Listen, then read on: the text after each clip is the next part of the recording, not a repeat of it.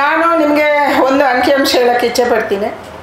2004ರಿಂದ 2014ರ ತನಕ 10 ವರ್ಷಗಳಲ್ಲಿ ನಮ್ಮ ರಾಜ್ಯಕ್ಕೆ ಅವತ್ತಿನ ಕಾಲದಲ್ಲಿ 1,44,058 ಕೋಟಿ ರೂಪಾಯಿಗಳು ಡೆವಲ್ಯೂಷನ್ ಆಗಿತ್ತು, ಅಂದರೆ ಬಂದಿತ್ತು. 10 ವರ್ಷಗಳಲ್ಲಿ 1,44,058 ಕೋಟಿ ರೂಪಾಯಿಗಳು.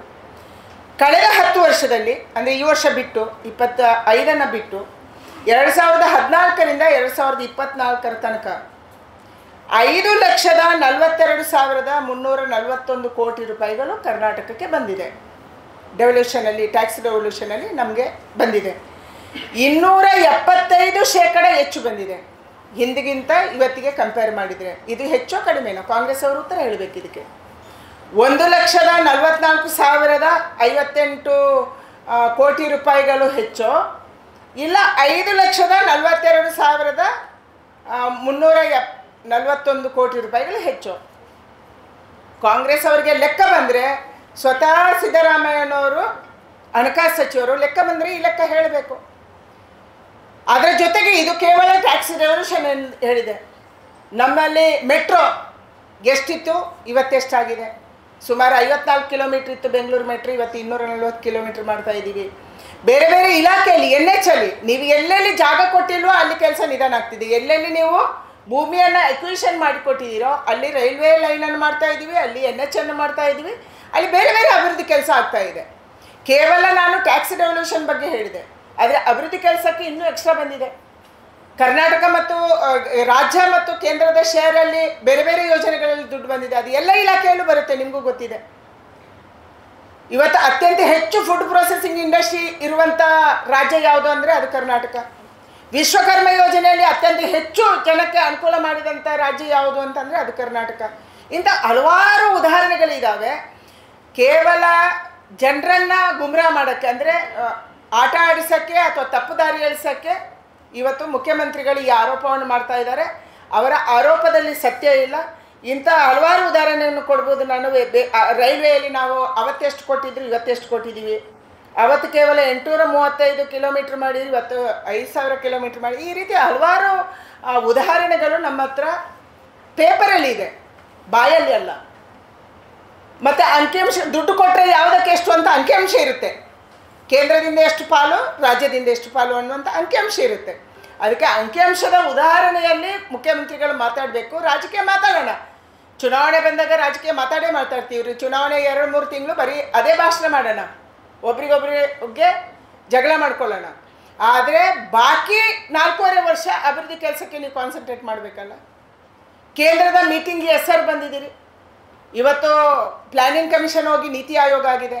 ನಾನು ರಾಜ್ಯದ ಮುಖ್ಯಮಂತ್ರಿಗಳಿಗೆ ಕೇಳಕ್ಕೆ ಇಚ್ಛೆ ಪಡ್ತೀನಿ, ನೀತಿ ಆಯೋಗದ ಸಭೆಗೆ ನೀವು ಎಷ್ಟು ಸರಿ ಬಂದಿದ್ದೀರಿ? ಯಾವತ್ತೂ ಅಟೆಂಡ್ ಆಗಲ್ಲ ಅವರು. ನಿಮ್ಮ ಭಾವನೆಯನ್ನು, ರಾಜ್ಯದ ಡಿಮಾಂಡ್ಗಳನ್ನು, ಬೇಡಿಕೆಗಳನ್ನು ಎಲ್ಲಿ ಇಡಬೇಕು? ಹಿಂದೆ ಪ್ಲ್ಯಾನಿಂಗ್ ಕಮಿಷನಲ್ಲಿ ಇಡ್ತಾ ಇದ್ರು, ಇವತ್ತು ನೀತಿ ಆಯೋಗದಲ್ಲಿ ಇಡಬೇಕು. ಆದರೆ ನಿಮ್ಮ ಮುಖ್ಯಮಂತ್ರಿಗಳು ನೀತಿ ಆಯೋಗದ ಸಭೆಗೆ ಬರಲ್ಲ. What it means? ನಿಮಗೆ ಅಗತ್ಯ ಇಲ್ಲ, ಅಭಿವೃದ್ಧಿ ಕೆಲಸ ಮಾಡುವಂಥದ್ದು ಅಗತ್ಯ ಇಲ್ಲ. ಅದೇ ಗ್ಯಾರಂಟಿ ಹೆಸರು ಹೇಳ್ಕೊಂಡು ನಾಟಕ ಮಾಡಬೇಕು, ಡ್ರಾಮಾ ಮಾಡಬೇಕು, ಇದನ್ನೇ ಮಾಡ್ತಾ ಇದ್ದೀರಿ. ನಾನು ಮತ್ತೆ ಹೇಳ್ತೇನೆ ಮುಖ್ಯಮಂತ್ರಿಗಳಿಗೆ, ಚುನಾವಣೆ ಟೈಮಲ್ಲಿ ಎಲ್ಲ ಡ್ರಾಮಾ ಮಾಡೋಣ. ನೀವು ಬೈತೀರಿ, ನಾವು ಬೈತೀವಿ, ಈ JDS ಅವರು ಮಾತಾಡ್ತಾರೆ, ಎಲ್ಲರೂ ಮಾತಾಡ್ತಾರೆ. ಆದರೆ ಉಳಿದಂಥ 4.5 ವರ್ಷ ರಾಜ್ಯದ ಜನ ಏನು ಪಾಪ ಮಾಡಿದರು? ಕೇಂದ್ರ ಕೊಟ್ಟಂಥ ಒಂದೊಂದು ಪೈಸೆಯನ್ನು ಸದುಪಯೋಗ ಮಾಡಬೇಕು, ತರಬೇಕು, ಎಕ್ಸ್ಟ್ರಾ ಡಿಮಾಂಡ್ ಇಡಬೇಕು.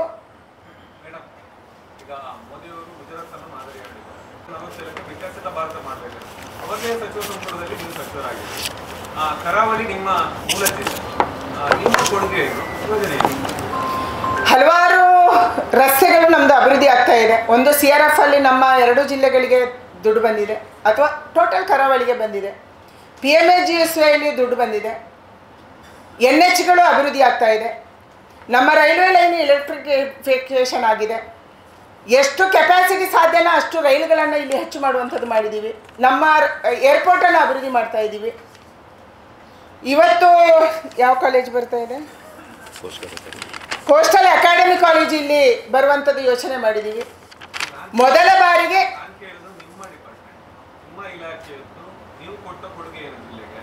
ನಮ್ಮ ಇಲಾಖೆಯಲ್ಲಿ ನಾನು ಫುಡ್ ಪ್ರೊಸೆಸಿಂಗ್ ಇಂಡಸ್ಟ್ರಿ ಭಾಳ ದೊಡ್ಡ ಪ್ರಮಾಣದಲ್ಲಿ ಆಗ್ತಾ ಇದೆ.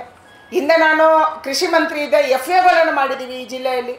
ಅದರ ಮೂಲಕ ಫುಡ್ ಪ್ರೊಸೆಸಿಂಗ್ ಮಾಡಿ ವಿದೇಶಕ್ಕೆ ಎಕ್ಸ್ಪೋರ್ಟ್ ಮಾಡುವಂಥದ್ದು ಆರಂಭ ಆಗಿದೆ. ಇವತ್ತು ಕೂಡ ಫುಡ್ ಪ್ರೊಸೆಸಿಂಗ್ ಇಂಡಸ್ಟ್ರಿ ಭಾಳ ದೊಡ್ಡ ಪ್ರಮಾಣದಲ್ಲಿ ಇಲ್ಲಿ ಕರಾವಳಿಯ ಬೇರೆ ಬೇರೆ ಪದಾರ್ಥಗಳ ಮೂಲಕ ಮಾಡುವಂಥದ್ದಾಗಿದೆ. ಯಾವ ಪ್ರಪೋಸಲನ್ನು ರಾಜ್ಯ ಸರ್ಕಾರ ಕೊಡುತ್ತೆ ಅದನ್ನು ಮುತುವರ್ಜಿ ವಹಿಸಿ ನಾವು ಫಾಲೋ ಅಪ್ ಮಾಡ್ತೀವಿ. ನಾನು ನಿಮಗೆ ಹೇಳಿಕೆ ಇಚ್ಛೆ ಪಡ್ತೀನಿ, ವಾಪಸ್ ಪ್ರಶ್ನೆ ನಿಮಗೆ ಕೇಳ್ತೀನಿ. ಇವತ್ತಿನ ತನಕ ಯಾವ MSME ಮಂತ್ರಿ ಇದ್ದಾರೆ ನನ್ನನ್ನು ಭೇಟಿ ಮಾಡಿಲ್ಲ, ಯಾವುದೇ ಕಾರ್ಯಕ್ರಮದಲ್ಲಿ ಅವ್ರು ಭಾಗವಹಿಸಲ್ಲ, ಯಾವುದೇ ಪ್ರಪೋಸಲ್ ಅವ್ರು ತರಲ್ಲ. ಆದರೂ ಇದು ನನ್ನ ಸ್ಟೇಟ್ ಅನ್ನುವ ಕಾರಣಕ್ಕಾಗಿ ದೇಶದ ಅತ್ಯಂತ ಹೆಚ್ಚು ಫುಡ್ ಪ್ರೊಸೆಸಿಂಗ್ ಇಂಡಸ್ಟ್ರಿ ಇರುವಂಥ ರಾಜ್ಯ ಕರ್ನಾಟಕ ಆಗಬೇಕು ಅಂತ ನಾವು ಮಾಡಿದ್ದೀವಿ. ಇದನ್ನು ಮಾಡ್ತಾ ಇದ್ದೀವಿ. ಹೆಚ್ಚು ಸಬ್ಸಿಡಿ ಕೊಡುವಂಥದ್ದು, ಹೆಚ್ಚು ಲೋನ್ ಕೊಡುವಂಥದ್ದು, ಯಾವುದೇ ಅಪ್ಲಿಕೇಶನ್ ಸರಿ ಇಲ್ಲ ಅಂದರೆ ಅದನ್ನು ಸರಿ ಮಾಡಿ ಕಳಿಸಿ ಅನ್ನುವಂಥದ್ದನ್ನು ಹೇಳುವಂಥದ್ದು ಯಾರು ಮಾಡಬೇಕು? ಇವತ್ತು ಫೆಡರಲ್ ಸಿಸ್ಟಮಲ್ಲಿ ರಾಜ್ಯ ಸರ್ಕಾರದ ಪ್ರಪೋಸಲಿನ ಆಧಾರದಲ್ಲೇ ಕೇಂದ್ರ ಸರ್ಕಾರ ಕೆಲಸ ಮಾಡುತ್ತೆ. ನಾವು ನೇರವಾಗಿ ಯಾವುದನ್ನು ಕೊಡೋಕ್ಕಾಗಲ್ಲ. ದುಡ್ಡು ಕೊಡ್ಬೋದು, ಸಬ್ಸಿಡಿ ಕೊಡ್ಬೋದು, ಬ್ಯಾಂಕ್ಗಳ ಮೂಲಕ ಸಹಾಯ ಮಾಡಿಸ್ಬೋದು, ಆದರೆ ಪ್ರಪೋಸಲ್ ಯಾರಿಂದ ಬರಬೇಕು? ರಾಜ್ಯದಿಂದ ಬರಬೇಕು. ಇವತ್ತು ಒಂದು NH ಮಾಡಬೇಕಾದ್ರೂ ಕೂಡ ಜಮೀನು ಯಾರು ಕೊಡಬೇಕು? ಇವತ್ತು ಇಷ್ಟೊಂದು ಮಾತಾಗ್ತಾ ಇದೆಯಲ್ಲ. ನನಗೆ ನಿತಿನ್ ಗಡ್ಕರಿ ಹೇಳ್ತಾರೆ, ಶೋಭಾ ಮಾತಾವ್ आपका स्टेट में हमको ज़मीन नहीं देते हैं, क्यों आते हैं बार बार? ಇದು ಕೇಳ್ತಾರೆ ನಮ್ಮ ಹತ್ರ. ನಿಮ್ಮ ಜಮೀನು ಕೇಳಿದರೆ ಕೊಡಲ್ಲ, ಯಾವುದೇ DC ಗಳು ಸಹಕಾರ ಮಾಡಲ್ಲ, ಮೀಟಿಂಗಿಗೆ ಬರಲ್ಲ, ಏನು ಸಮಸ್ಯೆ ಇದೆ ಹೇಳಲ್ಲ. ನೀವು ಮೆಟ್ರೋಗೆ ಜಮೀನು ಕೊಡಲ್ಲ, ನೀವು ರೈಲ್ವೆಗೆ ಜಮೀನು ಕೊಡಲ್ಲ, ನೀವು ಹೈವೇಗೆ ಜಮೀನು ಕೊಡಲ್ಲ, PMGSWಗೆ ಕೊಡಲ್ಲ, ಲ್ಯಾಂಡ್ ಅಕ್ವಿಷನ್ ಮಾಡಿಕೊಡಲ್ಲ, DC ಗಳು ಸಹಕಾರ ಮಾಡಲ್ಲ. ಪ್ರತಿ ಸರ್ತಿ ಹೋದಾಗ ನಮಗೆ ಅದೇ ಹೇಳ್ತಾರೆ, ಸೌತ್ ಇಂಡಿಯಾದವರು ಜಮೀನು ಕೊಡೋದಕ್ಕೆ ಯಾಕೆ ಹಿಂದೆ ಮುಂದೆ ನೋಡ್ತೀರಿ? ನಾನು ದುಡ್ಡು ಕೊಡೋಕ್ಕೆ ನಮ್ಮ ನಿತಿನ್ ಗಡ್ಕರಿ ಯಾವಾಗಲೂ ಹೇಳ್ತಾರೆ, ಯಾರು ಹೋದರೂ ಹೇಳ್ತಾರೆ, ನೀವು ಜಮೀನು ಕೊಡೋಕ್ಕೆ ಏನು ಸಮಸ್ಯೆ ಅಂತ, ಎಕ್ವಿಷನ್ ಮಾಡಿಕೊಡಿ.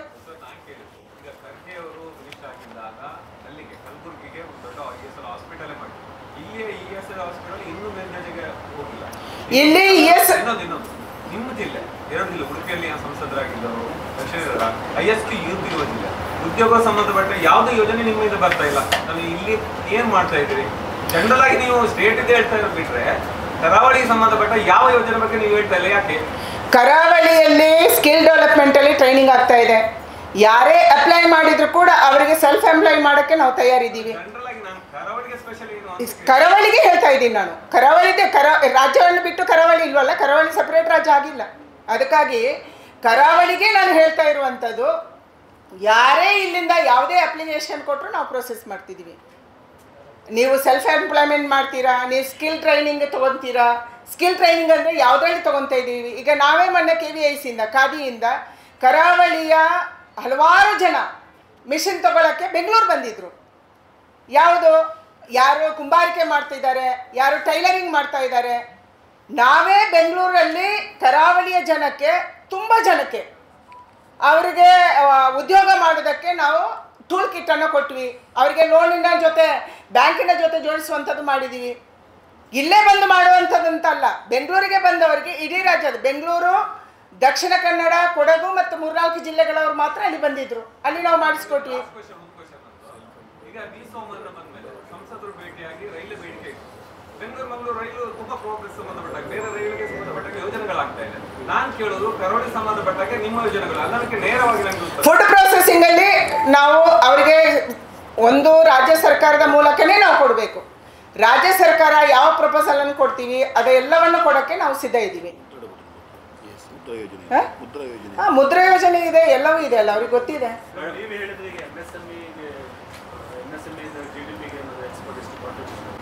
MSME highest number of labor force ಇದೆ. ಆ ಲೇಬರ್ ಫೋರ್ಸಿಗೆ ಇನ್ನೂ ಮಿನಿಮಮ್ ವೇಜಸ್ ಗ್ಯಾರಂಟಿ ಆಗಿಲ್ಲ. ಮಿನಿಮಮ್ ವೇಜಸ್ ಗ್ಯಾರಂಟಿ ಇದೆ, ಆದರೆ ಮಿನಿಮಮ್ ವೇಜಸನ್ನು ನಾವು ಹೆಚ್ಚು ಮಾಡಬೇಕಾಗಿದೆ. ಅದರ ಬಗ್ಗೆ ಚರ್ಚೆ ನಡೀತಿದೆ. ಇವತ್ತು ದೇಶದಲ್ಲಿ ಲೇಬರ್ ಲಾ ಇದೆ, ಸುಮಾರು 29 ಲೇಬರ್ ಲಾಗಳು ಬ್ರಿಟಿಷರ ಕಾಲದ್ದು ಇವತ್ತು ಇದೆ. ಅದಕ್ಕಾಗಿ ಮೋದಿಯವರು ಪದೇ ಪದೇ ಹೇಳ್ತಾ ಇರುವಂಥದ್ದು ಈ ಲೇಬರ್ ಲಾವನ್ನು ಚೇಂಜ್ ಮಾಡಬೇಕು. ಅದು ಇಂಡಸ್ಟ್ರಿ ಲಾ ಇರ್ಬೋದು, ಯಾವುದೇ ಲಾ ಇರ್ಬೋದು, ಇದನ್ನು ಚೇಂಜ್ ಮಾಡಬೇಕು. ಇದನ್ನು ಲೇಬರ್ ಕೋಡ್ ಮೂಲಕ ತರಬೇಕು. ಅಂದರೆ ಎಲ್ಲರಿಗೂ ಸೋಷಿಯಲ್ ಸೆಕ್ಯೂರಿಟಿ ಸಿಗಬೇಕು. ಇವತ್ತು ಸೋಷಿಯಲ್ ಸೆಕ್ಯೂರಿಟಿ ನೀವು EPF ಅಥವಾ ESI ಬಗ್ಗೆ ಮಾತಾಡಿದರೆ ಎಷ್ಟು ಜನಕ್ಕೆ ಸಿಗುತ್ತೆ? ಕೇವಲ 10% ಬಗ್ಗೆ ನಾವು ಮಾತಾಡ್ತೀವಿ. ದೇಶದಲ್ಲಿ ಕೆಲಸ ಮಾಡುವಂಥ 80 ಕೋಟಿ ಜನಗಳ ಪೈಕಿ 10% ಮಂದಿಗೆ ಮಾತ್ರ ನಾವು EPF ಮತ್ತು ESI ಬಗ್ಗೆ ಮಾತಾಡ್ತೀವಿ, ಅಂಥವ್ರಿಗೆ ಮಾತ್ರ ಅಷ್ಟು ಜನಕ್ಕೆ ಸೌಲಭ್ಯ ಸಿಗುತ್ತೆ. 70 ಕೋಟಿ ಜನಕ್ಕೆ ಸಿಗ್ತಾ ಇಲ್ಲ. ಯಾಕೆಂದರೆ ನಾವು ಅವರನ್ನು ಆ ಲೇಬರ್ಸನ್ನು ಸೋಷಿಯಲ್ ಸೆಕ್ಯೂರಿಟಿ ಕೋಡಲ್ಲಿ ಸೇರಿಸಿಲ್ಲ. ಅವರಿಗೆ ಯಾವುದೇ ಇಂಡಸ್ಟ್ರಿ ಲಾ ಅಪ್ಲೈ ಆಗಲ್ಲ ಅನ್ಆರ್ಗನೈಸ್ಡ್ ಲೇಬರರ್ಸ್ಗೆ. ಅದಕ್ಕಾಗಿ ಇವತ್ತು ನಮ್ಮ ಪ್ರಯತ್ನ ಇರುವಂಥದ್ದು, ಎಲ್ಲ ರಾಜ್ಯಗಳ ಮಂತ್ರಿಗಳ ಮೀಟಿಂಗ್ ಕರೆದಿದ್ದೀವಿ, ಅಧಿಕಾರಿಗಳ ಮೀಟಿಂಗ್ ಕರೆದಿದ್ದೀವಿ, ಅವರಿಗೆ ಕನ್ವಿನ್ಸ್ ಮಾಡಿದ್ವಿ. ಅನ್ಆರ್ಗನೈಸ್ಡ್ ಲೇಬರರ್ಸ್ಗೆ ಕೂಡ ಇವತ್ತು ಸೋಷಿಯಲ್ ಸೆಕ್ಯೂರಿಟಿ ಕೊಡಬೇಕು, ESIಗೆ ಅವರಿಗೆ ಫೆಸಿಲಿಟಿ ಸಿಗಬೇಕು, EPFದಲ್ಲಿ ಯಾರೋ ಜೋಡಣೆ ಆಗ್ತಾರಂದರೆ ಅವರಿಗೆ ಸಿಗಬೇಕು. ಇದನ್ನು ಇವತ್ತು ಕೇಂದ್ರ ಸರ್ಕಾರ ಪ್ರಯತ್ನ ಮಾಡ್ತಿದೆ. ಅದಕ್ಕಾಗಿ ನಾನು 4 ಲೇಬರ್ 29 ಕಾನೂನನ್ನು 4 ಲೇಬರ್ ಕೋಡಿನ ಮಧ್ಯೆ ತರೋದಕ್ಕೆ ಪ್ರಯತ್ನ ಆಗಿದೆ. ಹಲವಾರು ರಾಜ್ಯಗಳ ಜೊತೆ ಚರ್ಚೆ ಆಗಿದೆ. ಕೆಲವರದ್ದು ಕ್ವರೀಸ್ ಇತ್ತು, ಅದನ್ನು ಕೂಡ ನಾವು 4 ಜಾಯಿಂಟ್ ಸೆಕ್ರೆಟರಿಗಳನ್ನು ಬಿಟ್ಟು ಅವರಿಗೆ 3 ದಿನಗಳ ಟ್ರೈನಿಂಗನ್ನು ಅಧಿಕಾರಿಗಳಿಗೆ ಮತ್ತು ಮಂತ್ರಿಗಳಿಗೆ ನಾವೇ ಸ್ವತಃ ಇದ್ದು ನಾವು ಕೊಟ್ಟಿದ್ದೀವಿ. ನಮ್ಮ ರಾಜ್ಯದಿಂದ ಕೂಡ ಸಂತೋಷ್ ಲಾಡ್ ಅವರು ಬಂದಿದ್ದರು. ಅದನ್ನು ಸರಿಯಾದರೆ ಎಲ್ಲರಿಗೂ ಸೋಷಲ್ ಸೆಕ್ಯೂರಿಟಿ ಸಿಗುತ್ತೆ. ಇವತ್ತು ಬರುವಂಥ ದಿನಗಳಲ್ಲಿ ದೊಡ್ಡ ಲೇಬರ್ ಫೋರ್ಸ್ ಅಂದರೆ ಗಿಗ್ ಆ್ಯಂಡ್ ಪ್ಲಾಟ್ಫಾರ್ಮ್ ವರ್ಕರ್ಸ್ ಯಾರಿವತ್ತು ಝೊಮ್ಯಾಟೊ ಅಥವಾ ಫ್ಲಿಪ್ಕಾರ್ಟ್ ಅಥವಾ ಅಮೆಝಾನಲ್ಲಿ ಸೇಲ್ ಮಾಡ್ತಾರೆ, ಇವರದ್ದು ಸುಮಾರು 54 ಲಕ್ಷ ಜನಸಂಖ್ಯೆ ನಮ್ಮ ದೇಶದಲ್ಲಿ ಇದೆ. ಬರುವಂಥ ಒಂದು 15 ವರ್ಷದಲ್ಲಿ ಇದು 25 ಕೋಟಿಗೆ ಇರ್ಬೋದು ಅನ್ನುವಂಥದ್ದು ಊಹೆ ಇದೆ ಎಕಾನಮಿಸ್ಟ್ಗಳದ್ದು. ಅದಕ್ಕಾಗಿ ಅಂಥವ್ರಿಗೆ ಕೂಡ ಸೋಷಿಯಲ್ ಸೆಕ್ಯೂರಿಟಿ ಕೊಡಬೇಕು. ಒಬ್ಬ ಬೆಳಿಗ್ಗೆ ಓಲಾ ಓಡಿಸ್ತಾನೆ, ರಾತ್ರಿ ಅವನು ಝೊಮ್ಯಾಟೊದಲ್ಲಿ ಕೆಲಸ ಮಾಡ್ತಾನೆ. ಇಂಥ ಒಂದು ದೊಡ್ಡ ಲೇಬರ್ ಫೋರ್ಸ್ ಇದೆ. ಈ ಲೇಬರ್ ಫೋರ್ಸ್ಗೆ ಕೂಡ ಈ ಬಜೆಟ್ನಲ್ಲಿ ನಾವು ಮಾತಾಡಿದ್ದೀವಿ. ಅವರಿಗೂ ಸೋಷಿಯಲ್ ಸೆಕ್ಯೂರಿಟಿ ಕೊಡುವುದರ ಬಗ್ಗೆ ಯೋಚನೆ ಮಾಡಿದ್ವಿ. 11 ಬೇರೆ ಬೇರೆ ಅಗ್ರಿಗೇಟರ್ಸ್ಗೆ, ಅದು ಝೊಮ್ಯಾಟೊ, ಫ್ಲಿಪ್ಕಾರ್ಟ್, ರ್ಯಾಪಿಡೋ, ಇಂಥ ಹಲವಾರು ಓಲಾ, ಇಂಥವರಿಗೆ ನಾವೇ ನಮ್ಮ ಡಿಪಾರ್ಟ್ಮೆಂಟಲ್ಲಿ ನಾನು ಮನ್ಸುಖ್ ಭಾಯ್ ನಮ್ಮ ಕ್ಯಾಬಿನೆಟ್ ಮಿನಿಸ್ಟ್ರು ಕರೆಸಿ ಮಾತಾಡಿಬಿಟ್ಟು ಅವರಿಗೆ ಸೋಷಿಯಲ್ ಸೆಕ್ಯೂರಿಟಿ ಹೇಗೆ ಕೊಡ್ಬೋದು, ನೀವು ಅವರು ಬೇರೆ ಬೇರೆ ಅಗ್ರಿಗೇಟರ್ಸ್ ಜೊತೆ ಕೆಲಸ ಮಾಡ್ಬೋದು, ಆದರೆ ನಿಮಗೆ ಅವರು ತಗೊಳ್ಳುವಂಥ ದುಡ್ಡಲ್ಲಿ ಎಷ್ಟು ಪರ್ಸೆಂಟೇಜ್ ಅವರು ಹಾಕಬೇಕು ಮತ್ತು ನೀವೆಷ್ಟು ಹಾಕ್ಬೋದು, ಇದನ್ನು ಈಗಾಗಲೇ ನಾವು ಅಗ್ರಿಗೇಟರ್ಸ್ ಜೊತೆ ಮಾತಾಡಿದ್ದೀವಿ. ಮತ್ತು ಬರುವಂಥ ದಿನದಲ್ಲಿ ಗಿಗ್ ಆ್ಯಂಡ್ ಪ್ಲಾಟ್ಫಾರ್ಮ್ ವರ್ಕರ್ಸ್ಗೆ ಮತ್ತು ಅನ್ಆರ್ಗನೈಸ್ಡ್ ಲೇಬರರ್ಸ್ಗೆ ಸೋಷಿಯಲ್ ಸೆಕ್ಯೂರಿಟಿ ಕೊಡೋದಕ್ಕೆ ವಿಶೇಷವಾದಂಥ ಯೋಜನೆ ಕೇಂದ್ರ ಸರ್ಕಾರದಲ್ಲಿ ತಯಾರಾಗ್ತಾ ಇದೆ. ಕೆಲವು ರಾಜ್ಯಗಳ ಕ್ವಶನ್ಸ್ ಇದೆ, ಅದನ್ನು ಕ್ವಶನ್ಸನ್ನು ಕೂಡ ಬಗೆಹರಿಸುವಂಥದ್ದು ನಾವು ಮಾಡ್ತಾ ಇದ್ದೀವಿ.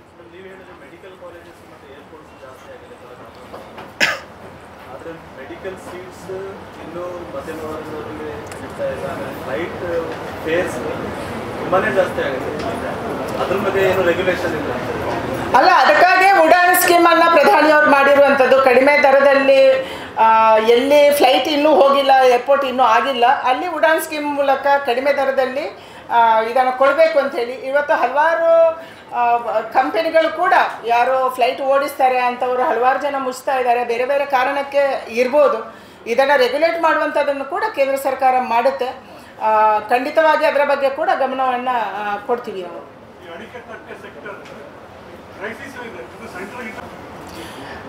ನಮ್ಮ ಗಮನಕ್ಕೆ ಇವಾಗಲೇ 1 ವಾರದ ಹಿಂದೆ ಬಂದಿದೆ. ನಾನು ಎಕ್ಸ್ಟರ್ನಲ್ ಅಫೇರ್ಸ್ ಮಿನಿಸ್ಟರಿಗೆ ಇವಾಗಲೇ ಮಾತಾಡಿದ್ದೀವಿ. ಅಡಿಕೆ ತಟ್ಟೆ ಎಕ್ಸ್ಪೋರ್ಟ್ ಮಾಡೋದನ್ನು ಅಮೇರಿಕಾ, ಉಳಿದಂಥ ದೇಶಗಳಿಗೆ ಏನು ತೊಂದರೆ ಇಲ್ಲ, ಆದರೆ ಅಮೇರಿಕಾ ಅದರ ಬಗ್ಗೆ ಸ್ವಲ್ಪ ನಿಬಂಧನೆಗಳನ್ನು ಹಾಕಿದೆ. ಈ ಕಾರಣಕ್ಕಾಗಿ ಇದು ಗಮನಕ್ಕೆ ಬಂದಿದೆ. ಎಕ್ಸ್ಟರ್ನಲ್ ಅಫೇರ್ಸ್ಗೆ ಕೂಡ ಇದರ ಬಗ್ಗೆ ಮಾತಾಡೋದಕ್ಕೆ ನಾವು ಹೇಳಿದ್ದೀವಿ. ಒಂದೇ ನಿಮಿಷ.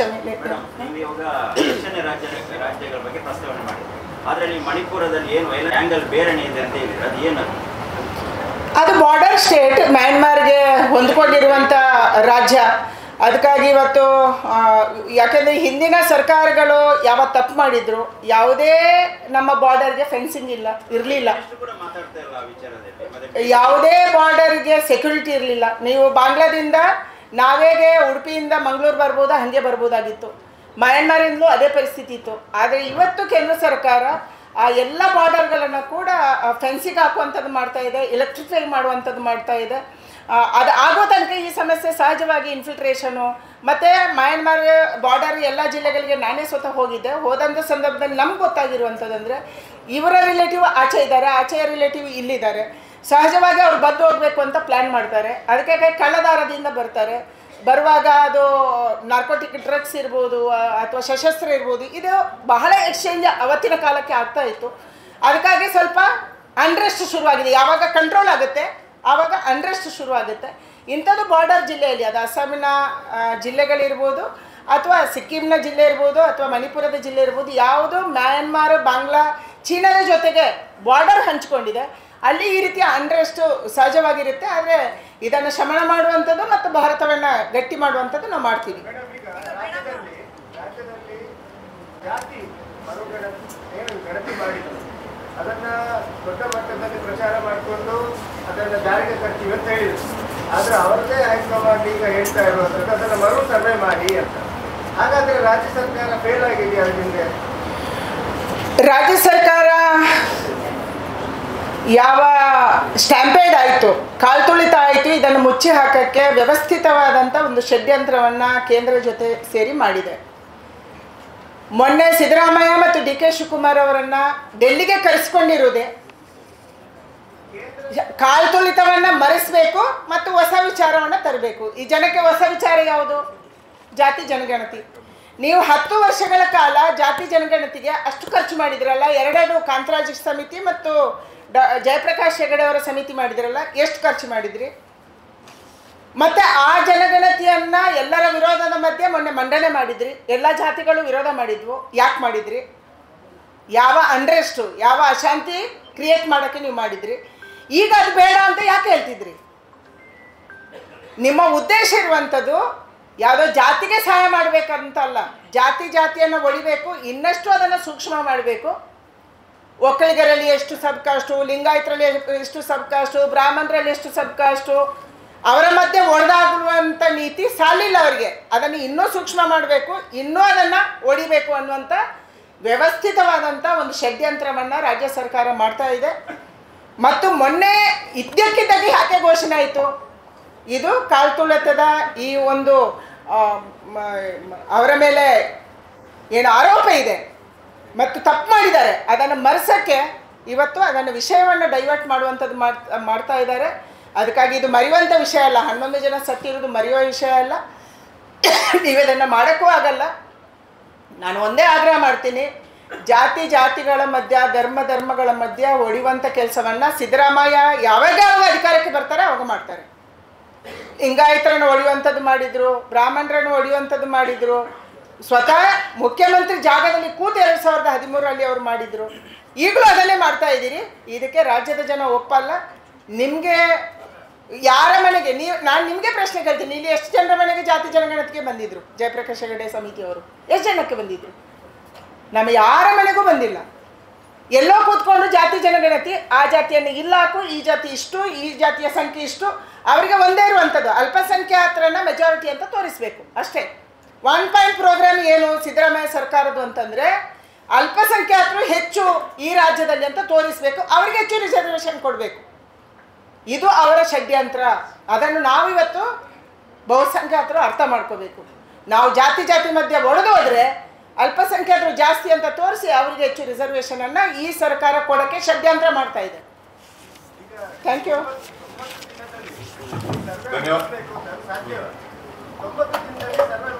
10 ವರ್ಷದಲ್ಲಿ ಸರ್ವೆ ಮಾಡಿ ನಮ್ಮನೆಗೆ ಬಂದಿಲ್ಲ ಅಂದರೆ ಇನ್ನು 90 ದಿನದಲ್ಲಿ ಏನು ಮಾಡ್ತಾರೆ? ಬೆಂಗಳೂರಿನ AC ರೂಮಲ್ಲಿ ಕೂತ್ಕೊಂಡು ಬರ್ಕೊಂತಾರೆ, ಇವರು ಇಷ್ಟು ಜಾತಿ ಅಂತ, ಇಷ್ಟು ಸಂಖ್ಯೆ ಅಂತ. ಸುದ್ದಿ ಚಾನಲ್, ಕ್ಷಣ ಕ್ಷಣದ ಸುದ್ದಿಗಾಗಿ. ವಾವ್ ವಾವ್ ವಾವ್, ಎಂಥ ವೆರೈಟಿ, ಎಷ್ಟು ಬ್ಯೂಟಿಫುಲ್ ಆಗಿದೆ ಡಿಸೈನ್ಸ್. ಸದಾ ಸಂತೋಷಕ್ಕಾಗಿ ಬನ್ನಿ ಉಳಿಯಕ್ಕೆ.